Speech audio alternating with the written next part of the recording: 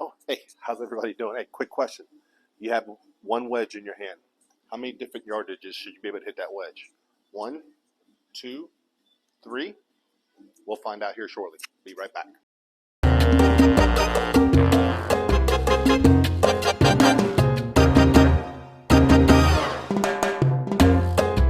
All right, ladies and gentlemen, welcome back. As I told you, the question I asked earlier was, hey, with a wedge, how many different yardages should you be able to hit your wedge? Who says 1, 2, 3? Who doesn't know? All right. Hopefully it's it's at least 1 because you're gonna try to hit it certain yards. But with your wedges, there, ladies and gentlemen, with each one of these clubs, right, you should be able to hit at least 3 different yardages. Right. Now that's what separates these clubs from, let's just say, an 8-iron or a 3 iron or your driver, because your driver, you're gonna go up there and you gotta hit it as hard as you can, and you're gonna hit it 250 yards. All right. But with your pitching wedge, you can hit it anywhere from 140 yards to 100 yards to 60 yards. All right. It all depends what shot you have, and it all depends, what's in front of you and so on and so forth like that, there, ladies and gentlemen. So with your 4 wedges, right, with 4 wedges, you should be able to cover a distance anywhere from 25 yards all the way to 150 yards just with 4 clubs there, ladies and gentlemen. Okay. And literally on a 10-yard basis, from 20 yards, 30 yards, 40 yards, 50 yards, all the way to 150 yards, those 4 clubs, you should be able to hit them every single 10 yards, all right? So if you want to lower your score, once again, you need to practice on your short game, your wedges there, ladies and gentlemen, all right? So real quick, I'm going to show you the 3 different swings that you should have, right, for your wedges for your 3 different yardages, right? Now, I'm not going to go into setup. I'm not going to go into all this other stuff for your short game because that's a totally different video. This video is just to show you the 3 different swings that you should think of, or the 3 different swing thoughts you should think of. That way, it gives you 3 different yardages for your clubs. All right.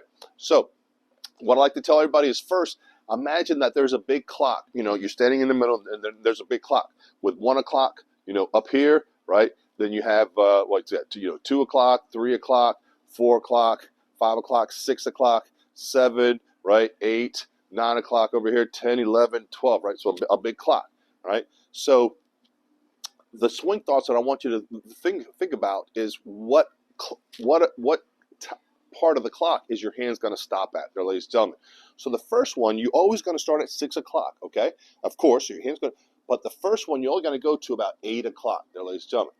So literally from right here, 8, and then back through. Now, you'll see I'm not creating any additional force on it or anything. I'm literally just focusing on getting my hands to 8 o'clock and then going through on the ball. Going through on the ball. Boom. All right. And that's going to give you a certain yardage with that wedge. Okay. Like I said, I have 4 wedges. I have a pitching wedge. I have a 50-degree. I have a 54, and I have a 58-degree. Okay. What wedges you have is totally up to you. All right. But like I said, that swing from 6 o'clock to 8 o'clock and then back through is going to give you a certain distance for each of those wedges. All right. So once again, you guys see, I'll put the ball where it needs to be at. And literally, the only thing I'm thinking about is getting my hands from here to here, stopping it right about here, and then just going through. Okay. And that's going to give you, once again, a certain yardage. Okay. All right. The second yardage that you're going to get is when you, once again, starting at 6 o'clock, but this time you're going to go all the way to the club is parallel to the ground there, ladies and gentlemen, or to 9 o'clock, the 9 o'clock position. Okay. So you're going to go from 6 to 9 and then back through. Okay. Once again, not putting any additional force into it or anything. Literally from right here, 9, and then you're going to go through. Okay. Once again, you can kind of see I didn't put any extra force into it or whatever because you want to be consistent with all of your shots, there, ladies and gentlemen. Right.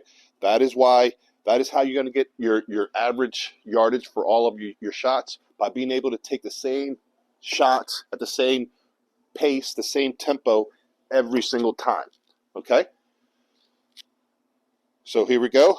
Once again, we're going to start at 6, going to 9 o'clock, and then going to go ahead and finish on through. Right there, pretty simple, because once again, you know, you're not 200 yards from the pin. You're 100 yards, you know, 120 yards. So you want to be precise with these shots there, ladies and gentlemen. You're not going to be going at it full, you know, 100% of your effort, right? Yeah, wait for your driver or stuff like that for that. On these wedge shots, they're finesse. You have to be finesse with them, all right? So the first shot we talked about was from 6 to 8. The second one we talked about was from 6 to parallel, right? Now this next one is going to go literally from 6 to about 10 o'clock, right? 10. Well, I'm not too flexible, so 10 o'clock. Some of y'all can get to 11. Now you never want to swing your wedges to where it's way up here, parallel to the ground, and you kind of go at it like once again. Those are for your other longer clubs there, ladies and gentlemen. For your wedges, you never want to take no more than about a 3/4 swing and getting it close on there and letting the club do the work for you. All right. So here with my pitching wedge, once again, my thought is now I just want to go a little bit higher than parallel, put a little wrist bend on my wrist, right? And then from right here, just let momentum take its course. All right. So from right here, and just go. Now, as you can kind of see, because of the longer swing, the momentum's just going to force you to swing harder anyway. Just let it do its thing. You do not need to force anything onto it. So once again, let me get a ball here. So just to show you, we start at 6 o'clock, and we're just going to go to 10 and go all the way through. All right. And with all these videos, if you like what you see and you like the information, hey, just like our video. Please follow us and share it with some of your other golf buddies. Because hey, I'm not a professional. I'm just an average golfer, but I think I know enough to be able to explain it to the average golfer. That way, you don't have to go out there and spend hundreds and hundreds and hundreds of dollars on a golf lesson when you can just learn the fundamentals. And then once you get to a certain level, if you want to take some golf lessons, please go right ahead. All right. So once again, today we talked about 3 different swings, 3 different yardages with your wedges. The first one was from 6 to 8 o'clock, and you're getting a yardage there. That's going to give you yardage there. Then the next one was from 6 to parallel. That's going to give you a yardage there, right? And then your last one there, ladies and gentlemen, was from 6 until, once again, 10 o'clock, 11 o'clock. And just letting momentum do its thing. 3 different swings, 3 different yardages. It's going to give you everywhere from 20 yards all the way to 150 yards at a 10-yard increment there, ladies and gentlemen, right? That's how you become better at golf, right? Any questions? Please let me know. Let me know what other videos you want to see. I'm here for you.